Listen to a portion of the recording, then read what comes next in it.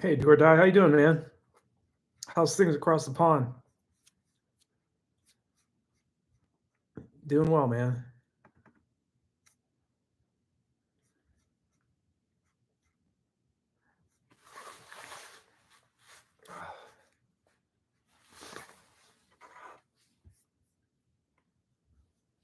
How's training going?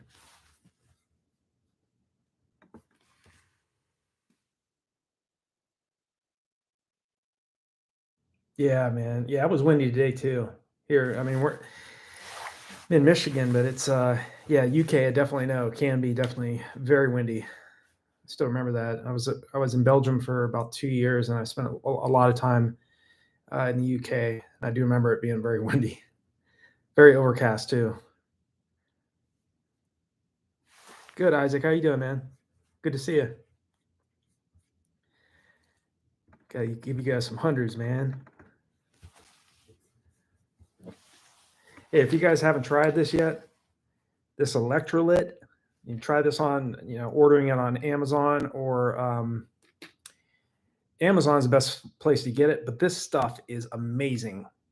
This blue raspberry is my favorite flavor. But man, this stuff. I actually reached out to the this company last night and asked them if they'd want to do a collaboration because I use this stuff religiously. I mean, and now I got my nephew Brock's drinking it like crazy too. It's delicious, way better than Powerade. It's got sodium, magnesium, calcium, chloride, potassium, all and six different ions in it as well in terms of electrolytes. So if you're looking for a great drink, check this out on Amazon. Stuff is delicious.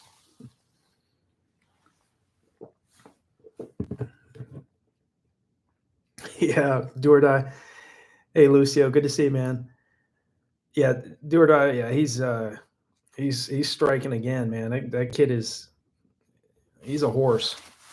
Yeah, he told me that the conditions during that race weren't that great. He said it was 30 38 degrees Fahrenheit with a real fill of 33 degrees, and the guy that won the race ran 3:58, and he had a PR coming into it of 3:49 for 1,500 meters, and then the guy that outleaned him for just 500ths of a second. That guy had a 3:53 1,500, and he ran 4:01 flat, and Brock ran 4:01:05. So he's definitely moving in the right direction. But yeah, I hear you, man. Isaac, I ran a 125 at this. Okay, nice work, Isaac. Nice work, man. 125.27 at the Southampton half this morning. Pleased with that, considering the wind and hills. How long do you normally wait before getting back to speed sessions after a hard race? I would, if that was me, congratulations, man. That's an outstanding half marathon time, Isaac. Very well done. I mean, 125 is no joke. That's yeah, you're moving, man. Very, very good job. If that was me, I would jog the next 3 days, and I'm saying like very light, relaxed, easy jog the next 3 days before you hit your next session. I'd give yourself 72 hours. Even taking tomorrow off and then jogging for 2 days, that's another option too. But if that was me running a half, going all out, I would either take the next day off and just stretch and hydrate, and then easy 2 days after that, then hit the next anaerobic workout 3 days, a total of 3 days after. or just jog for 3 days, very light, and then attack your next anaerobic workout. Yeah, but make sure you give yourself a little bit of, you're not taking like a week off, but give yourself some very relaxed, easy jogging days, just to shake out your legs, get that lactic acid out of there. Another thing I always tell athletes, man, and do this every single day, whether you're running easy or running you're doing track workouts or tempo runs on the roads. Prop your feet up on the wall, like scoot your rear end as close to the wall as you can. Put your legs up on the wall, and keep your legs up for about 10 to 15 minutes. Jack Hayes, and my collegiate coach, had us do that in college. He always would tell us it kind of helps to get that lactic acid and those toxins flushed out of your legs. And that's just one way of kind of recovering a little bit better after your workouts and after races. So, even today I did a 10-mile run, and when I got back, I did the same thing. Prop my legs up for 15 minutes.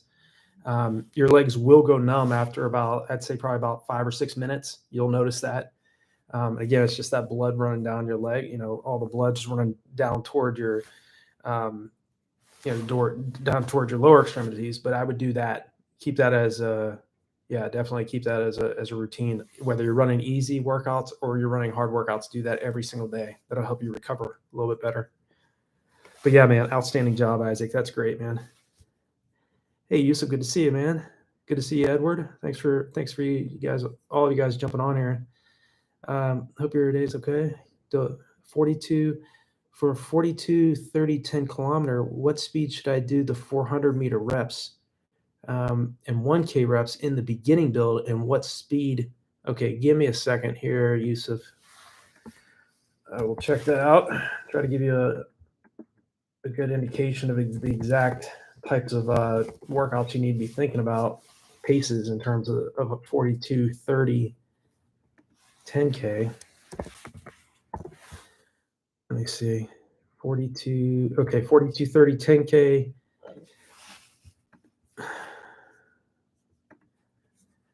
Okay, so for a 42, 30, 10K, you need to be doing your 400 meter reps at threshold or at intervals. I would start off at around 137. If you're early on in your buildup, maybe 2 minutes of recovery, and then working your way down toward about 123 to 125 per rep, and then giving yourself between 45 seconds to 60 seconds rest between the 400 meter reps if you're in the beginning stages. So again, I would start off at around 137, 138 range for the 400s. For repeat thousands, starting off at around threshold effort, starting off around 422. And then if you're doing repeat Ks, I'd probably if you're just starting off, I'd give yourself plenty of rest. Start off at like 3 minutes of recovery, 2.5 minutes to 3 minutes of recovery, or until your heart rate gets back down under 120. And then working your way as you get fitter, work toward 346 to 352 range per rep, but with only about 90 seconds of recovery in between each one of your Ks. I would do that. Yeah. Just be patient with it, man. It's going to be hard, very hard at the beginning. Obviously, if you're already trying to go after it very fast. I mean, a 10K at 42:30, you got to be in very good shape to do that. So, obviously, it's much, much more difficult in the early part of a buildup, but just stay consistent with those reps, man. It's going to get easier. Edward, pros and cons of having a long running streak, 1 year plus daily runs. I certainly think there's more benefits to a longer buildup, Edward, for sure. Like a 1 year. Sometimes, I mean, even in my own training right now, I'm thinking more like a year buildup.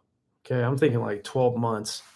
I always think that if you have like a main goal in mind, maybe a half marathon or a 10,000 meter or a marathon or a half marathon or a marathon, that's at the end of the year, or say if you were starting right now in April, you're thinking, okay, what's a fast race in April? Boston. I mean, you have to get a qualifier, but if you have that qualifier already, looking 12 months in advance, I think that's the way to go.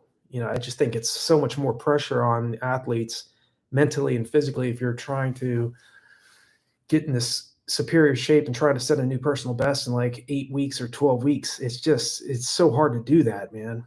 You know, I think if you're looking at 6 months to 12 months, a longer uh, running streak like that, that's key. Um, that's the pros, cons. It's just you have to really be cognizant of how hard you're pushing yourself and um, how quickly you're jumping into anaerobic workouts. You don't want to get too fit too early in a long 1 year buildup like that. So just being very patient with yourself early on. If you want to start implementing some introductory speed workouts before you start doing longer reps, like repeat 1600s, repeat 3200s, it's always kind of wise just to do some, 8 400s, 10 200s, shorter, but not all out, like extremely aggressive types of reps, and then just gradually move into longer reps, like 10 times 1K or 6 times 1600 meters or 3 times 5K on the roads. I think that's a good, that's a good way to go. Uh-oh, Charlie and the Birds. My mom, ladies and gentlemen, my mother, Dr. Caroline Snyder, is on the live stream. Got to throw up some hearts for that. Hundreds, hearts. Yeah. Good to see you, Mom. Let's see here. I'm glad that was helpful, Isaac. Yeah, man. You're well on your way. 125, 27. Yeah, your next barrier now is getting under that 120 barrier. And it's really just a matter of time now. The fact that you did that and it was hilly and windy too. Yeah, that's you're definitely a good step in the right direction. Do or die. Apart from the shoe tech, what else do you think you know? What else do you think you know now that would improve your 219 that maybe you didn't know back in the day? Man, great question. Great question. Um, it's yeah, the shoe tech for sure helps a ton based on what I know now. I mean, I did look at some of the Alpha Flies, the new Nike Alpha Fly 3s that are coming out. The 2s, I believe they said improves running economy by 4 to 5%.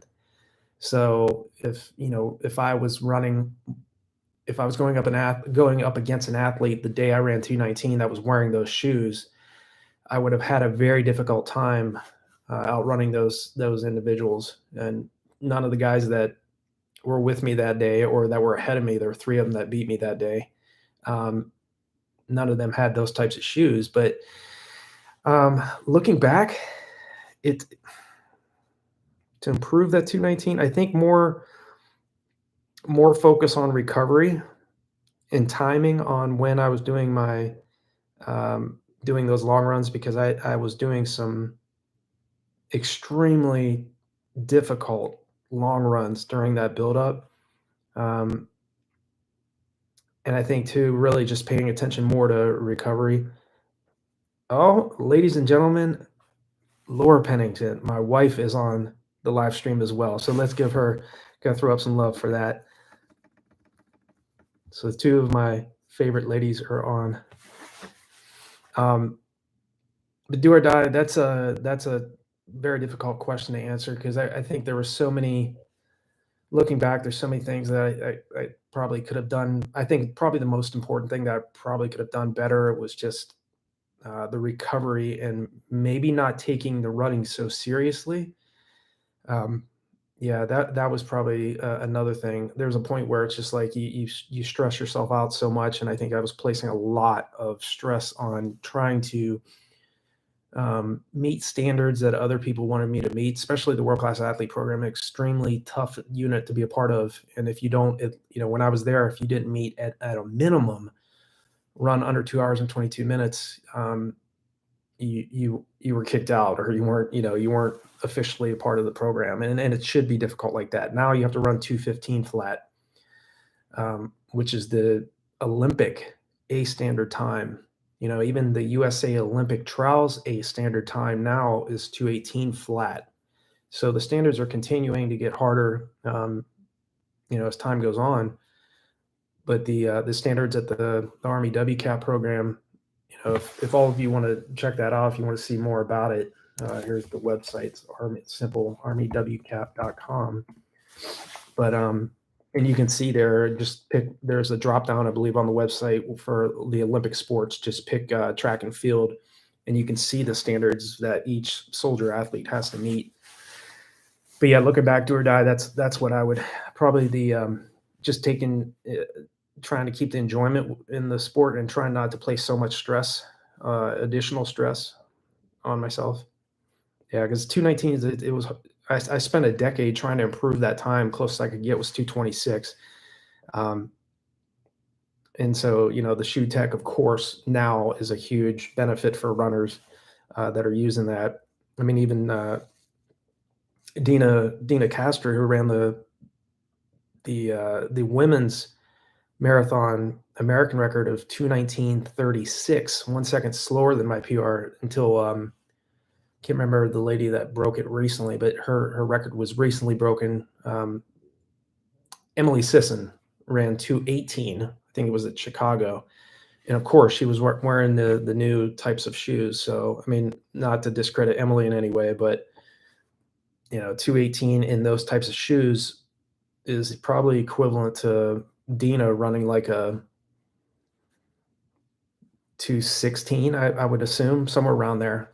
So when Dina ran 2:19, she wasn't in those types of shoes. So, hey, Christian. Hey, coach. I'm running Rotterdam in 7 days, and I've been having a cold for the last few days. Any tips to not get too stressed out about this? Good luck in Rotterdam. That's a great course, Christian. I think more than anything, the best you can do is just make sure you stay hydrated and get as much rest as you can. Because really, at this stage in the game, there's not much. There's not really a lot you can do differently. The most important thing, if you're feeling like you have a cold now, just make sure that you're getting plenty of sleep, you're hydrating well. Make sure you're eating well as well. But that's really all you can really do at this point, I think, and do the very best you can not to place any other undue stress of, the what ifs. I mean, right now, all the heavy work's been done.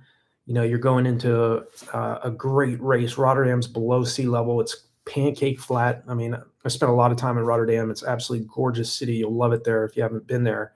And that race is one of the very best in the world. But yeah, in the next 7 days, just make sure you're hydrating well, getting plenty of sleep, and just carbo load. Make sure you carbo load, and you have this next 7 days to go into that. And that just reminds me, yeah, Boston's next weekend, and then so is Rotterdam. So yeah, great to see your family in the live chat. Yeah, absolutely, do or die. I'm very lucky, that's for sure. We should also remember supportive family in our progression, in our passion, and life in general, just like you're supportive to Brock. Yeah, absolutely. They put up a lot with us too, that's for sure. I throw up some hundreds for that. Hey, Kai, what are your thoughts on doing a race with your prep for a goal race? Example, running a half marathon 8 weeks out from a goal marathon. Yeah, I absolutely would. You're welcome, Christian. Yeah, I would, Kai. I would, and 8 weeks out from a marathon is plenty of time to recover. I've been asked to, like, by a lot of athletes that wanted to run a half marathon like 2 weeks before their marathon that they had coming up. And I think that's way too short a period of time. And every athlete's different. I mean, again, this is just my opinion. There's plenty of other experts, definitely with much more experience and credentials than I have. But 8 weeks out is plenty of time. I would definitely, going into a goal marathon, half marathon, I would run one of those. Some 10 milers. If you're here in the States, the Broad Street 10 miler is a great one. Cherry Blossom 10 miler. I ran that one back in 2007. Extremely competitive. I ran 51:29, and I was 26th place with that time. The winner ran, I believe, 45 minutes and change. It was like 45, 40. But there's a lot of good 10 milers. And obviously, if you're in Europe or other parts of the world, definitely jump in some 10 milers, some 10Ks, half marathons leading into those 8 weeks, just as prep, just to keep you going. And there's some runners out there that won't race at all, and they'll just focus on their training. They'll just focus on putting in the volume and putting in the workouts, and kind of seeing how those workouts, dictate how well they're prepared going into their races. But I think jumping into some races, getting in there and getting excited and being around athletes that are better than you or at your level is good. Hey John, how far out should my last long run with working miles at marathon pace or faster be before my half marathon? One time for my legs to bounce back, it will be 13 to 14 mile long run. Okay. How far out should my last long run? I think doing, and again, I say this because every athlete's different, so it depends on your fitness level and all that, but sprinkling in some marathon pace miles or kilometers during a long run is okay, even like 2 weeks out from a half marathon. If you're not, you're not running an all-out effort, but if you're running maybe during a 14-mile long run, maybe doing like 2 to 3 miles at goal marathon race pace, and then maybe 1 or 2 miles at like 10 seconds faster than goal marathon race pace. I think that would be okay, and doing, 13 to 14 miles. Let me see here. Yeah, I think that's fine. 13 to 14 miles. Your last long run should be about that. Maybe around 10 to 12 days out from your goal marathon, and you should be fine. The week before, obviously, or a week before should be about 50% of that. Hardly anything at that point. But yeah, that's what I would do. I don't think it's going to hurt you. Now, if you're doing like 10 miles, 16 kilometers or so of that 13 or 14 mile long run, and you're trying to go that far and that long at marathon race pace, that's asking a little bit too much out of you. But if it was like 4 to 6 weeks out from the marathon, that'd be okay. But sprinkle it in a few miles, a few sets of like 2 to 3 miles at marathon pace during that 13 to 14 mile long run, and then maybe 1 or 2 miles, or even out to 3 miles at 10 seconds faster than goal race pace. So just sprinkling in moderate effort and then slightly faster than goal marathon effort. I think that's good. Yeah. What marathon are you going after for, John? Hey, Jordan, is it uncommon for people to run way slower on a treadmill than outside? I trained on a treadmill at 11:30 minute a mile, 155 heart rate for an aerobic base for a month. Then when I ran my first, I can't see with the emblem. I think it's ran your first 8K at 37 minutes or 8 mile. Yeah, sometimes it feels like you're running slower on a treadmill versus outside. I mean, obviously, when you're running a treadmill, a lot of athletes feel like they're doing less work on a treadmill, and nothing feels as natural as running outside. Of course, that's really always the best option, unless you're dealing with, if it's like 110 degrees out and you have like a tempo run planned, and like you're not a hot weather runner like myself, and if you have a 10-mile tempo run plan and it's like that hot out, my wife and I, we spent some time in Colorado Springs or in San Antonio, and it got up to around there, and there were just times where I jumped on the treadmill instead, and I would run it like between 0.5% to 1% incline. When you're at 1% incline, it basically equals running outdoors, because there's, obviously indoors, there's no wind resistance. So it's, it's a little bit different run on a treadmill, but sometimes, you can be running slower workouts on a treadmill and go outside and run a PR, just because, again, it's you're working different muscle groups. But if you're running outside, you're in the elements. Sometimes when you're obviously if you're in a race too, you can draft off those other runners. You can run the tangents, run less mile or run less distance than your competitors in the race. That is something I always preach too. I always try to focus on that even during my road racing throughout all my races on the roads. I would always think about what are some of the things maybe my competition isn't thinking about. And tangents is one of the things. If there's a right-hand turn, stay to the far right of the road. Don't run in the middle. Don't run the far left side of the road. If it's windy outside, don't try to put all the stress on yourself. Draft off those runners at times. When it's time for you to make a move, then make the move. But if you have a nice big group of runners to race with, draft off them, and then obviously if you're working in a group, help them out a little bit as well. Do the best you can. But yeah, congrats on dropping 37 minutes for an 8K. That's quick. Hey Ziad, for a 3:30 marathon goal pace, what would it be possible to achieve that without fast intervals at 10K or faster paces for a 3:30 marathon goal pace? Would it be possible to achieve that without fast intervals? Yeah, I talked about this on the last weekend's live stream. There are some runners, my wife's an example of that. She was very, very strong off of just basically mileage. She didn't do a ton of speed, but she ended up running a 3:23 marathon at Boston, and she was very strong without doing a great deal of speed work. And there's some runners that are like that. It is definitely possible to run a 3:30 marathon pace. What is that? 8-minute mile pace. 8-minute mile pace. You can definitely do that without doing a great deal of intervals at 10K or faster paces. I do think that, again, every athlete's going to be different, but the faster you go in the marathon distance, the more, it does get more technical. You do have to start being more specific in your training, because it just doesn't get any easier, but again, there's some athletes that are genetically stronger at just staying on doing volume and being consistent with that volume, and can get great results.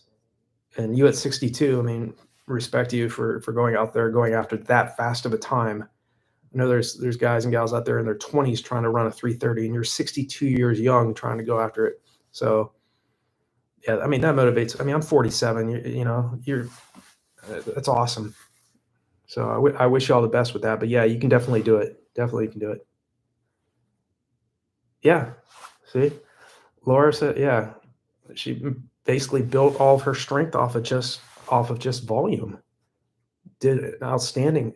Dropped some really competitive times. 19-minute plus for 5K, 3:23 marathon. A lot of strong times off of mainly volume. So it can be done. I mean, we always talk about speed workouts and doing tempo runs and dropping fast times like that, but you can still do it with just volume alone. Hey, Alyssa, advice for getting back into running after being sick for a week. Luckily, my race was a month ago, so just working on getting back into training, into running. Advice for getting. Yeah, I just think with being sick for a week, yeah, just be patient with yourself and just gradually build your volume back up. Don't focus on any type of track workouts or doing fartlek workouts or anything like that. I would really just run very relaxed, probably for the next 3 weeks, and then just build that volume, build your base back up, and then gradually, as you get stronger and you feel better, then start implementing some track workouts or some faster runs. But just relaxed, easy running.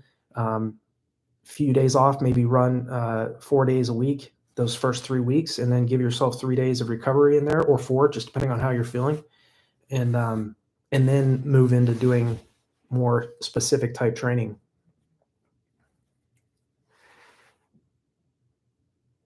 Zero speed work. Yeah. Laura was she's definitely impressive. I mean, I was always the one that was out there focusing on speed. She would just do volume, stay consistent with her mileage, and drop some great times. So 100 to that. Jordan, if you had anywhere in the world to train for 10 days, well, that's an easy question, Jordan. Alamosa, Colorado.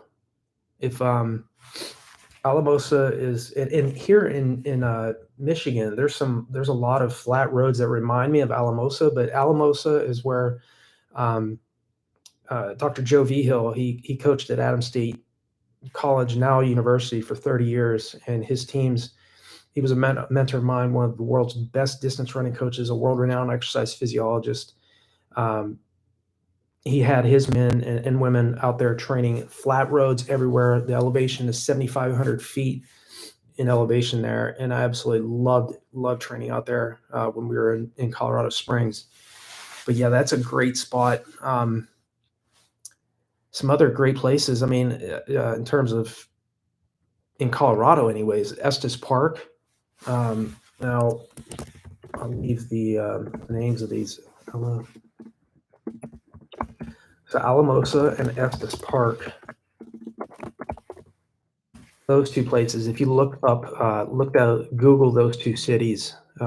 Estes Park is absolutely gorgeous. It's about the same height as Alamosa, but it's right in a valley. So there's a lot more rolling hills and a lot more rolling terrain.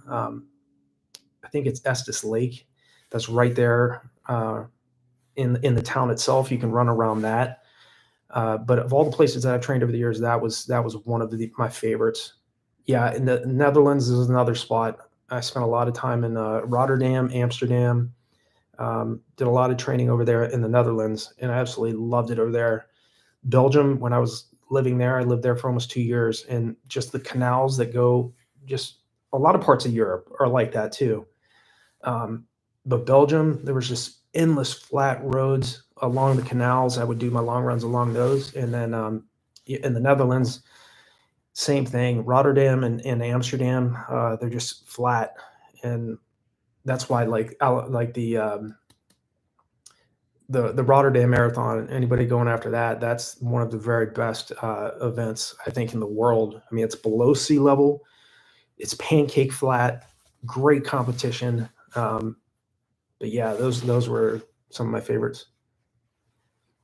Hey, Kai, do you think there's any actual benefit to restricting carbon-plated shoes during speed work, or is it just preference of the runner? I just think it's preference of the runner. I mean, nowadays, I mean, you have a choice of either not wearing those shoes or wearing them in the race. And I think as long as it's legal, I mean, it's borderline illegal in my opinion, but based on the shoe companies, based on USA Track and Field and the major running organizations, they've allowed it. So, if you're training to run a fast time, you're going to be probably 99% of every runner that's in the races that you're going up against now is going to have those shoes on their feet. So you would be at a loss if you didn't wear those shoes. But I mean, there's times if you're doing speed workouts, you don't necessarily have to have those racing flats on your feet when you're doing the track sessions. But I think that if you're doing a road race against these other athletes, it's your choice not to wear them or wear them. But if it was me, I mean, it is what it is now. Everybody's wearing those shoes now. It wasn't like that when I was at my peak running. Obviously, we didn't have any types of shoes like that. Even when I ran 219, I was wearing shoes that were more suited they're actually 3K, 5K track racing flats. They're not spikes, but they're flats, but extremely thin, and they didn't have any of those carbon plates in them. So, but I do think, yeah, there is benefit, of course, because the recent article I read is that runners that have those on their feet, like the Alpha Flies, the Nike Alpha Flies, it improves running economy by 4 to 5%. So that's a drastic improvement. Like if you're wearing them versus not wearing them, if you're wearing them, you're giving yourself probably about 3 to 4 minutes on somebody that didn't have them on their feet. So all of the world's top runners now are wearing them. Kipchoge and even with the spikes as well on the track, they're not the same as when I was coming up. I was running track at Malone University from 1995 to 1999, and we focused on the hard work, of course, and the shoes themselves, they're not going to, if you're not in phenomenal shape, those shoes aren't going to do jack for you anyways. So we always talk about flat fast courses. Well, of course can be flat and fast, but if the athlete's not in great shape, it's not going to do anything. So the main thing is putting in the heavy work and then get the shoes, but make sure you're well prepared to run fast. That's the end game here, especially if you're trying to go after a specific time. Hey, Lee's got some questions here. Say, hi, coach. Greetings from New Zealand. I'm doing the National Half Marathon Championships in 2 weeks. Nice work. Congrats. In 2 weeks now, time over. And I'm hoping to execute a 112, which should place me well in the Masters field. Yes, that will definitely place you well. Man, good job. I've built up for the last 6 months and feeling both mentally and physically confident.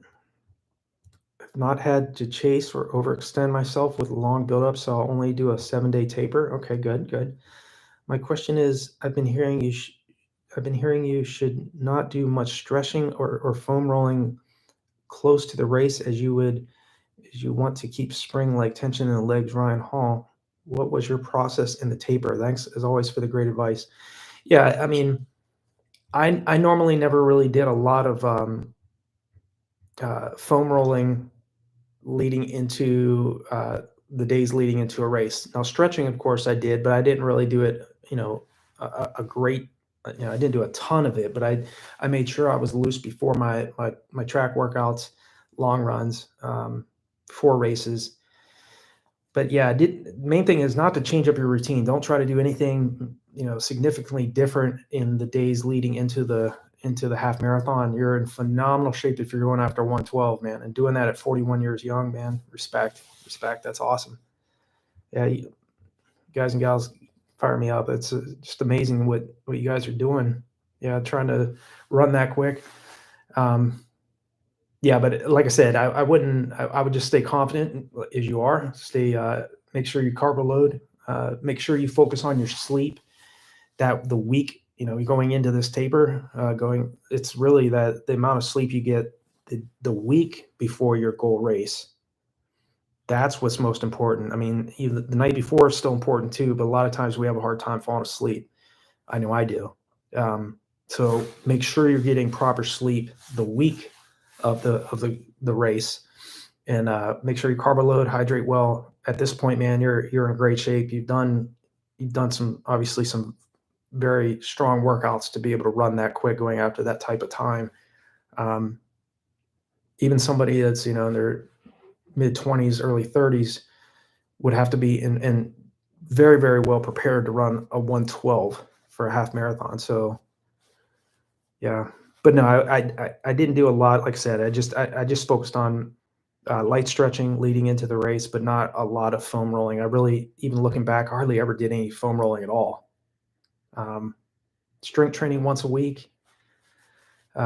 Obviously the speed session, 1 VO2 max workout a week, 1 tempo run, 1 long run, faster long run every other week, relaxed long run the week after. So today, I did a 10 miler at somewhat faster pace. So next week, I'll make sure to run easy for the long run. So the stuff I preach is the stuff I followed. It's the same types of philosophy Dr. Joe Vigil threw on his athletes. Jack Hazen, who was a good friend of Dr. Vigil. All of our training at Malone was revolved around Dr. Vigil's philosophy. And so this coming week, let me see here. I'm going to share with you all the, I've also shared it under the videos that I made for this coming week, but there is a presentation that he gave called Vigilosophy. Let me pull it up here and I'll share it with all of you. This presentation that he gave, I think, should be mandatory viewing for every athlete. I don't care if you're a beginner or if you're an elite level athlete. That's the link. Watch that tonight. I mean, especially what he says in probably like the last minute of this presentation, he talks about ferritin. Um, Something that he said, I had to do a double check on. He said, never take iron tablets. Take iron if you're running low on ferritin. Make sure it's in liquid form because the body won't absorb it very well. So he always says what he said in this presentation, which I immediately changed.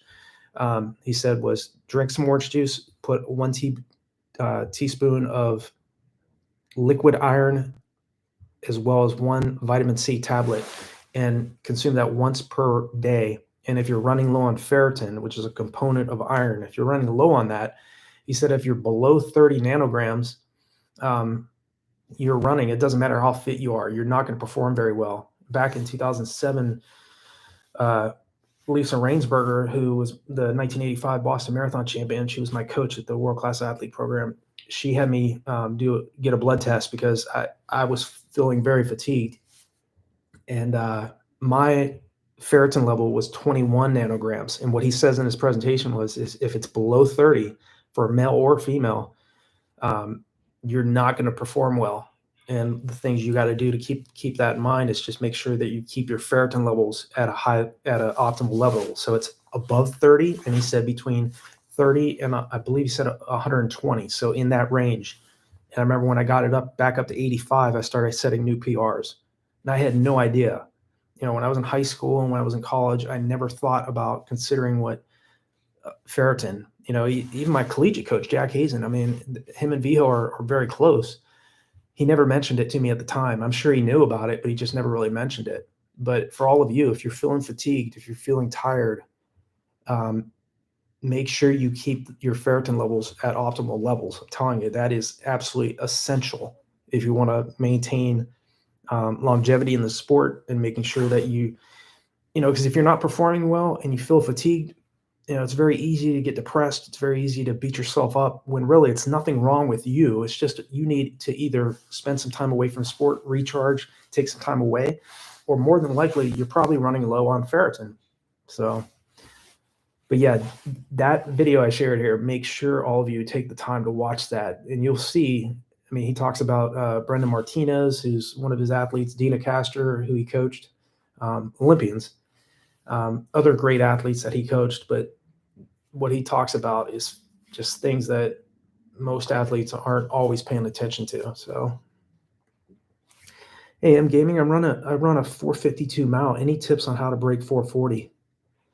Yeah, it's not a matter of if now. It's a matter of when you break that time. Because I'm telling you, if you can run 452, drop into 440 really is just a matter of changing up your pacing strategy. I don't think if you one of the mistakes I made was in high school was running way too fast in the first 400 meters of a 1600 meter race.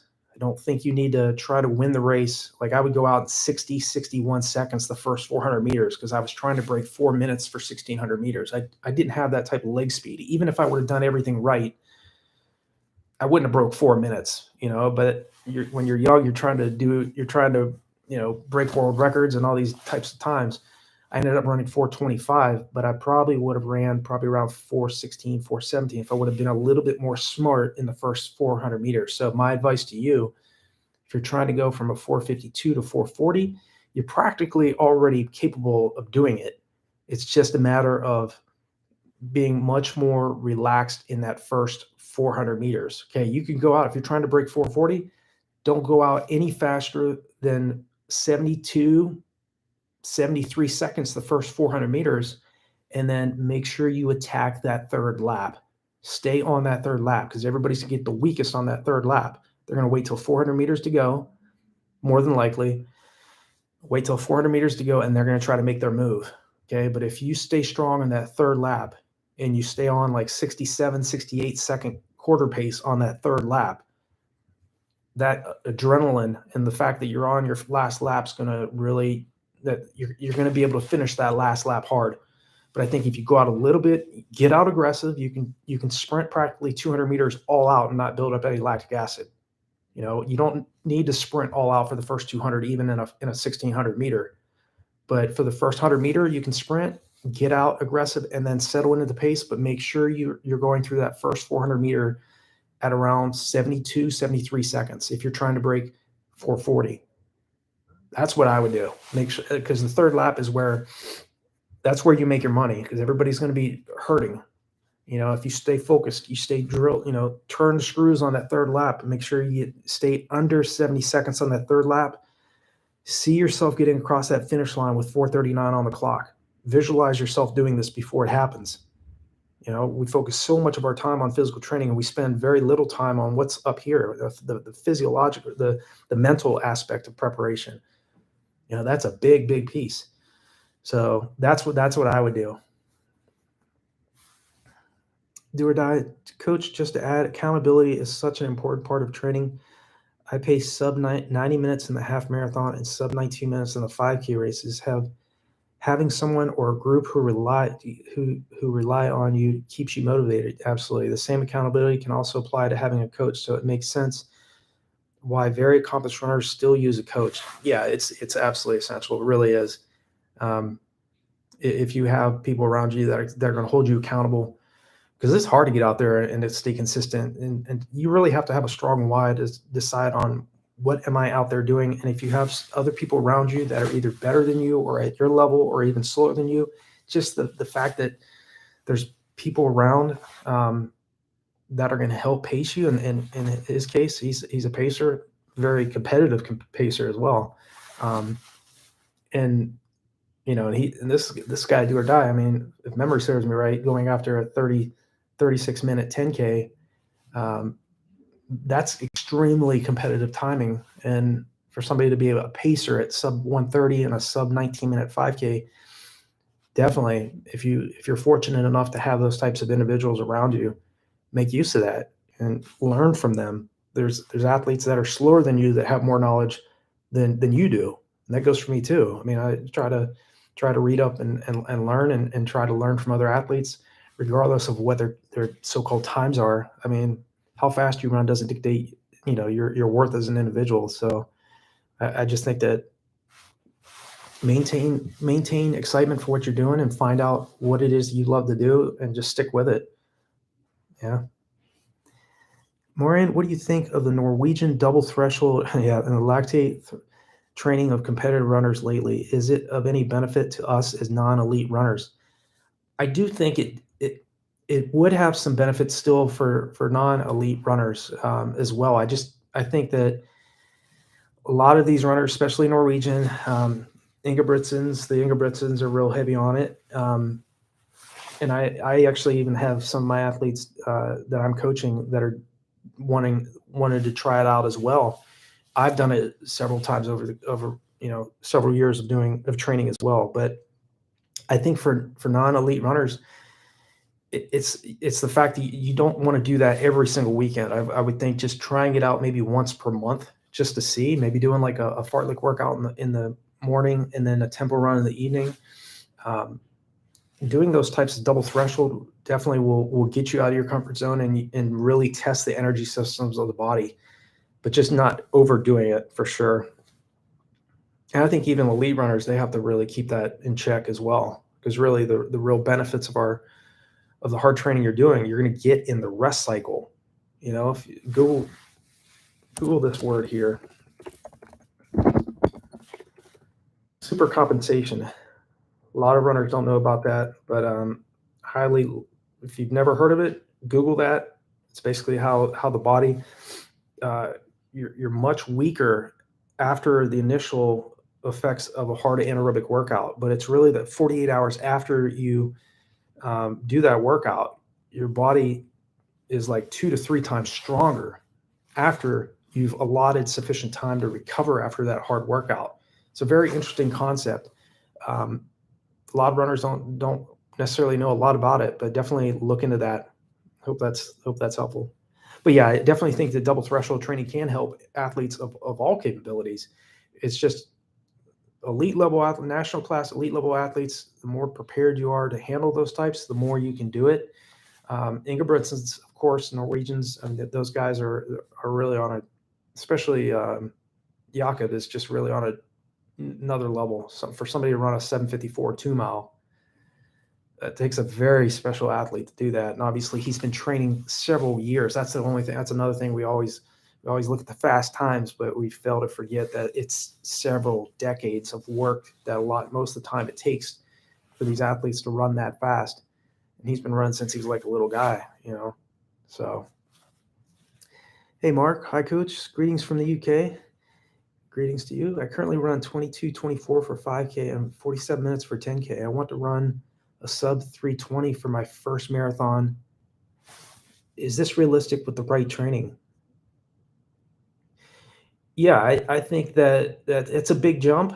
But let me see something here. I want to look at the EDOT calculator regarding that because I want to get an idea. It's definitely possible. It's just a matter. I mean, obviously the 5K and 10K, they're their own, they're their own animals, but the marathon's a whole different beast. But you're showing that you have some very strong leg speed that can transition over well. The faster you can get in the shorter races, the better when it comes to the marathon distance. But I want to see something here. Let me see, 320 marathon. Let me see, just 320, let's see, 320 flat. I want to see what that equates to. It's equivalent to, so a 320 marathon is equivalent to a 43:25 for 10K. Okay, and 20 minutes and 56 seconds for 5K. So yeah, you're in that range. I mean, we can look at these calculators, but at the same time, there's no calculator that can, dictate the power of the mind. That can really, what's the word I'm looking for?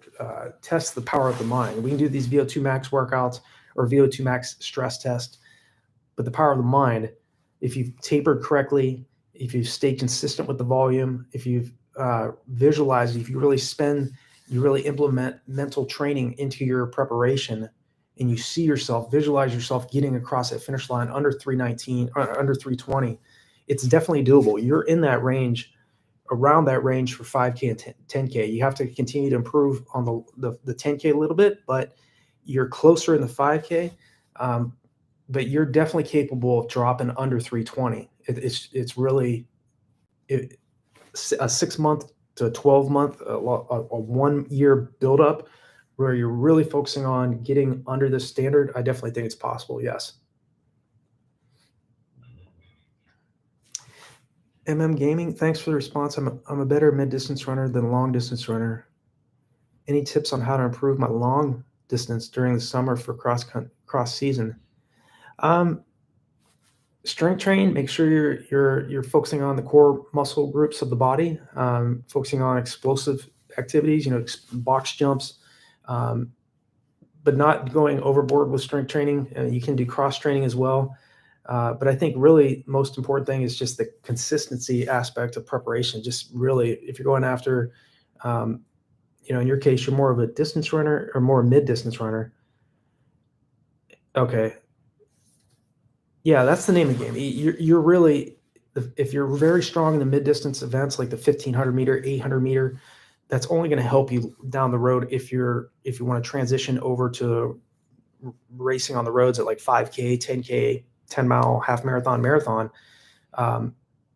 That getting that long run out to longer, spending more time on your feet, not just running faster, varied pace long runs that I always talk about, but getting to a point where you can do a 15 to 20 mile long run without stopping, and then transitioning from that to doing 15 to 20 miles with maybe 50% of that long run at your half marathon race pace. Maybe you've not tried a half marathon, but spending some time running not only faster during those long runs, but also running slow, getting out, branching that long run out for a longer period of time.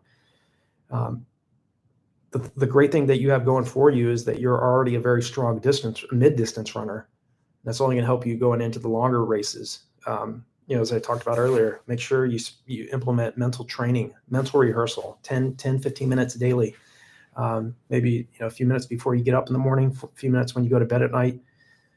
Whatever race you have in mind, really see yourself doing this, achieving the goal that you want before it actually occurs in real life. I mean, it has to start in the mind. And a lot of the top runners I've trained with and lived with, studied, the world-class runners I've studied, they really pay a lot of their attention on mental training. So definitely add to that as well. Hey GT, hi coach, for a PR attempt, which course event is better? Indy, I've run both of those races, GT, and I would definitely, without question, pick Indy over Sim.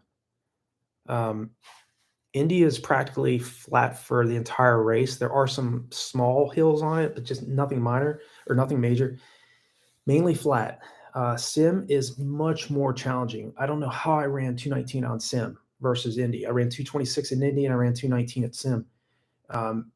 Sim, if you look at the course layout, it's a gradual net downhill. It's sort of like Boston, but there is a lot of rolling hills on that course.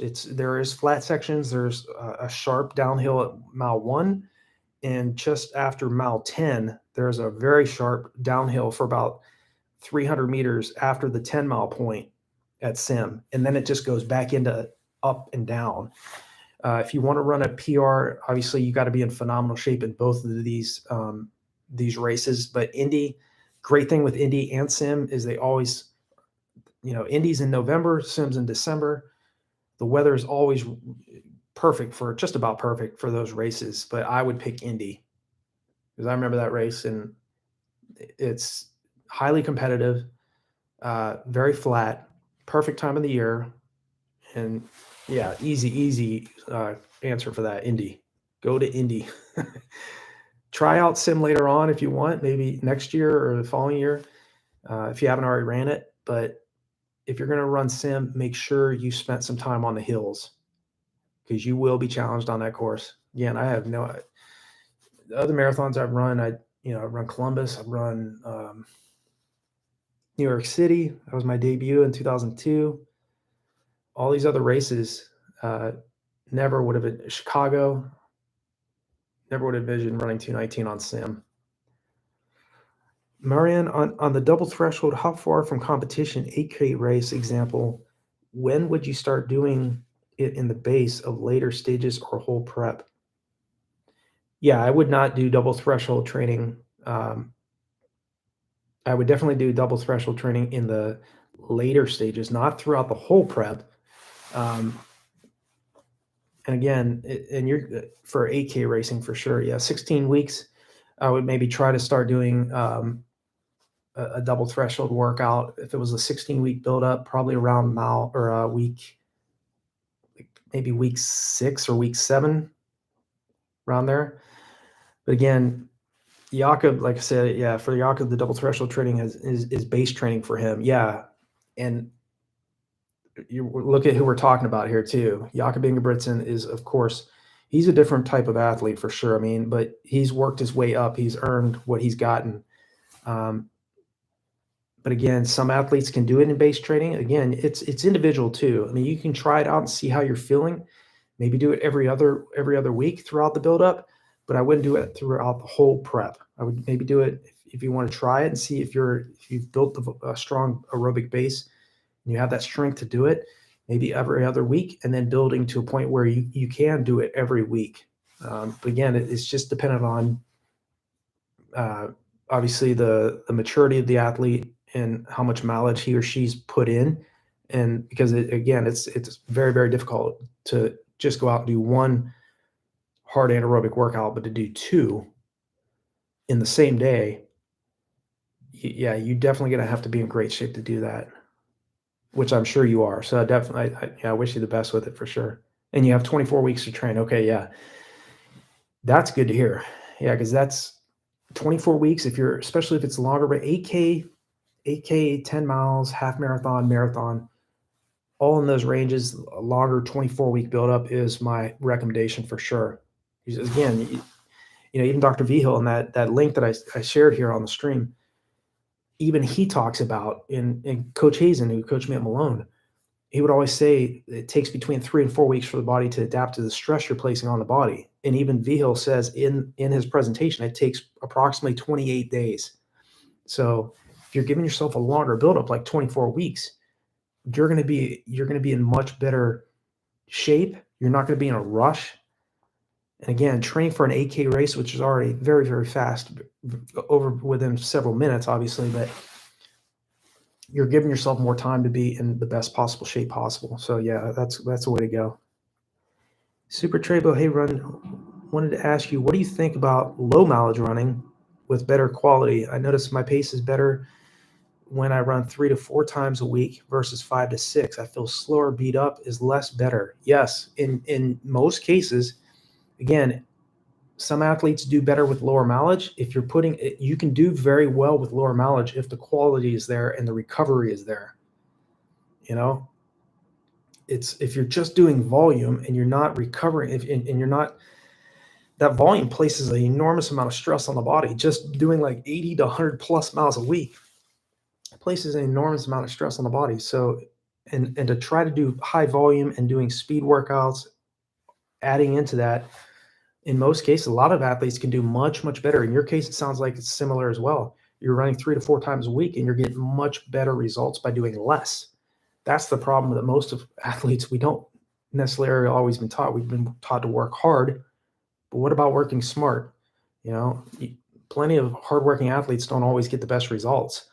You know, so a lot of times it's the smartest athlete. You know, it's not like the athlete doing more volume is, they just need to change up their tactics sometimes.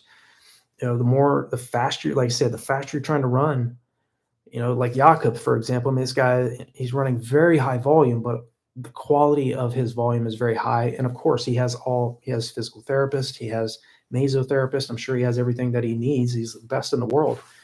But for all of us that are just out there putting in the work, focus on what works best for you. You know, again, some athletes do very well with just volume. They don't do a lot of speed, and they do very well. There's athletes that have to do a lot of speed and have to do more mileage than athletes that necessarily don't have to put in as much volume, you know? So I think you're on the right path, man. I'm glad to hear that you're getting some really good results off of running 3 to 4 days a week. It's much better to do that than to run 5 to 7 days a week, and you feel, like you said, you feel beat up or less, or not as good. That's the way to go. Always be thinking that way. Like, what can I do? What can I do to get better results? You know, what do the top runners do? You know. So, Kenji, hi sir. Yesterday I did 7K at 317 per K. Yeah, you're in good shape. And there's 10K race coming up May 5th. Can I run 10 kilometers at that pace if I run 7 kilometers yesterday at that pace? Yes, absolutely you can. Yeah, you did that solo more than likely. If you can run 7 kilometers at 317 per K, why couldn't you do it for another 3K with some competition and on tapered legs? Of course you could do it. Yeah. I 100% agree. 100% know you can run 10 kilometers at that pace. If you're in the shape right now to drop 317 for 7 straight Ks. Absolutely. Coach, got 15 weeks until goal, 36 minute. Yep, periodization is important and mentally tough to gradually build. How far out would you do specific speed stuff and what types? 15 weeks until the goal 10K. How far out would you do specific speed stuff? Specific speed stuff, I would start probably around I would spend the first 3 weeks focusing mainly on aerobic base, doing strides 3 times a week, 5 to 6 100-meter strides. Those first 3 weeks, just building aerobic base, and probably starting around between week 4 and 6, I would start doing specific speed. Yeah. What types? In your case, you're going up to the 10K. I would start off doing, like I said earlier, I would start off doing like 8 to 12 400 meters at threshold effort, you know, so moderate type speed, and then gradually increasing the intensity of your reps. You know, if it was like, you know, 8 to 12 400 meters at maybe at half marathon race pace when you first start, and then moving to 8 to 12 400 meters at say like 3K to 5K race pace. But again, If you're doing a threshold effort and you're doing like repeat 400s, maybe 2 minutes of recovery when you first start, and then working your way to like 30 seconds to 60 seconds of recovery between each one of your reps, but running at 3K to 5K race pace as you get fitter. And then obviously working toward doing the longer type reps, 3 to 4 1600 meter reps for a 10K, 2 times 3200 meter on the track would be another one, running at 5K race pace. Yeah, those would be some of the reps I would be working on. And again, working your reps at more toward around 34-30 10K race pace, doing some repeat 200s, repeat 300s at like 33-30, 33-45 10K race pace, way below that goal 36-minute time you're going for. Definitely spend some time at those types of efforts too, because again, we want to get that race pace to feel easier. Prove the body's lactate tolerance. It's not going to happen by running slow and easy all the time. Yeah. And I know you're on it, Do or Die. I mean, you're to run in the 37s right now where you're currently at, you're well on your way to doing this, man. Marion, great advice. I took the long build-up recommendation from you. I was racing every month and my fitness did not go up and even went down. Yeah, it's if you over race and if you push the body hard too often, yeah, it's not always a guarantee you're going to get the results. And sometimes we can do everything right. We can do everything perfect and it still doesn't go the way we want. You know, I've been there too. Sometimes I've had phenomenal buildups.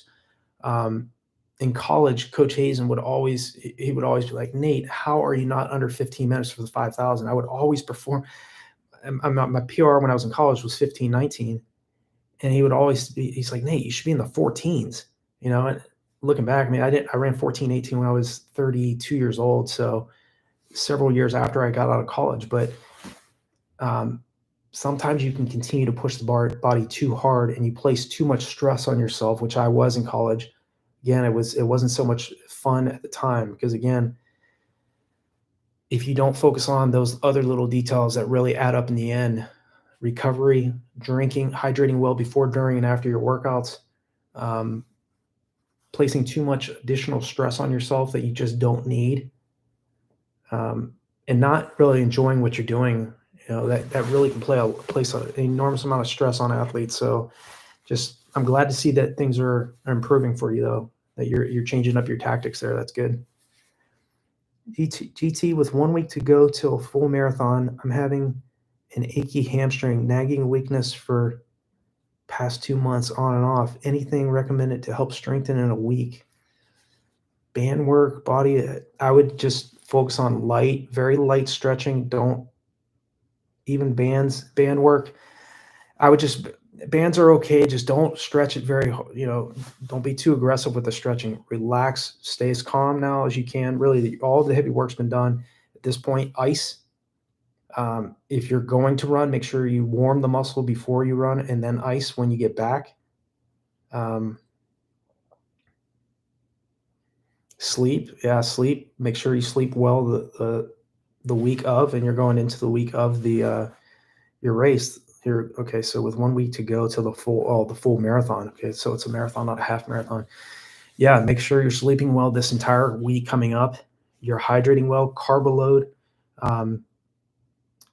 If you are jogging and doing some light workouts, make sure if you can warm the muscle with like a heating pad or get a heating pad, warm the muscle before you start working out, and ice after you get back, you should be fine. Yeah. Hope your marathon goes well. I just think that, at this point you're going to be okay. Everything will be all right. Just make sure that you don't, no strength training, no body workouts. Yeah. I wouldn't do any of that. But just make sure you focus on your rest, your hydration, hydrate well. Maybe some very light massage if your girlfriend or boyfriend, I don't know if you're male or female, but your loved one or whatever, very light, just massage on the hamstring, but real light, nothing forceful. That's okay. Warmth, a combination of warmth and icing and hydrate and sleep. Yeah. Do or die. It's just gone 11 p.m. in the AK, so going to catch the Sac after an 18-mile today. Catch you on the next one. Yeah, man, I appreciate it, man. Have a great evening, and yeah, keep up the great work. Do or die. All right, team. Well, hey, I'm gonna jump off here, but I hope you all have a great evening, great afternoon, great morning, wherever you are in the world. And I'll jump back on here next weekend, Lord willing, next Sunday at around 5 p.m. Eastern Standard Time, and I'll catch up with you all there. And hope you guys enjoy the videos for this coming week. There's some really good topics that I kind of dug into, so I hope that they're helpful for you. So, and thanks again, Mom, for jumping on. You and Laura, love you guys. Give you some hundreds and some hearts for that. All right, team. I'll see you all next week.